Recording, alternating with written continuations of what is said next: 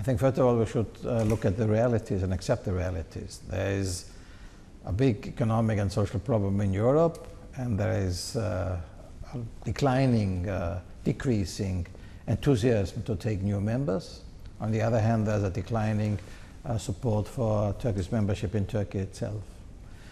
What we can do, there are two things. First of all, to give some rejuvenation, restart for the negotiations itself, with opening some new chapters, like the energy chapter and the chapter on justice and home affairs. And we should look to things which are not closely connected with the question of membership. Turkey is a big, important country. European Union still is a very rich community with all the crises. We have common challenges in the neighborhood. Arab Spring is a challenge for Turkey and a challenge for European Union. Situation in the Middle East is a challenge for Turkey and European Union. In the Black Sea area, there are so many challenges for us too, Turkey and European Union. Let's work on that. Let's not only look at the enlargement process. Let's look what can two neighbors, two important neighbors, which have still a very strong economic relationship, what they can do together politically in order to create more stability in the region. We have now less stability than we had, let's say, 10 years ago. This economic and political instability is endangering European Union and Turkish, let's say, situation or well-being. Let's work together in solving these issues. We can together do much more than separately. Visa issue would be, of course, one way. I think we should make real progress on that. We have to show, this was always my opinion, we have to show the citizens in Europe that some of the things they are afraid of, they don't have to be afraid of. They can be quite easily solved without that kind of danger. In the contrary, let's say tackling the so-called Islamistic danger, which is a danger of a very small minority. I think together with Turkey we can tackle it much better than without Turkey. And for Turkey, of course, they need also a big partner because one should not overestimate Turkey's possibilities on the other hand. So I think the visa issue is one issue where we can show that there won't be an overrun of European Union by Turkish citizens, because anyway Turkish citizens have much possibilities in Turkey itself.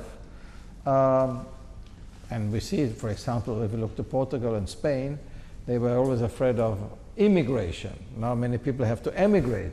Things change quite drastically. We will live in a society in countries where you have migration in and migration out at the same time. And therefore visa-free traveling in this area is, I think, very good for our common economic development. Well, I would be very happy if Prime Minister Erdogan would come, and as far as I know, also President Schulz did express an invitation when he was in Turkey. I think it would be good to talk, not only to have a formal, of course, a presentation, which is good, but also a talk about, for example, the role of Islam, and especially in this time when we have these crazy people who make crazy films, and then you have crazy people who try to protest in an aggressive, violent way. The reasonable people have to come and speak to the citizens and explain what it is all about. And I was recently at the meeting in Yalta when Prime Minister Erdogan spoke on this issue, for example, in very good terms. And therefore, I think this message is very, very, very important, as was his speech in Cairo.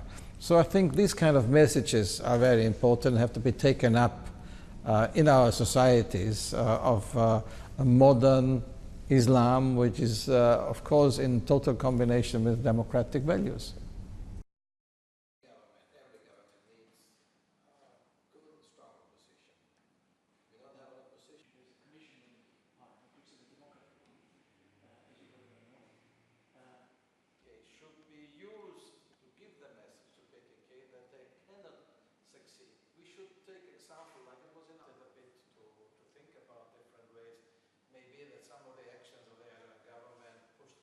Think about the social concerns of the workers, of the citizens.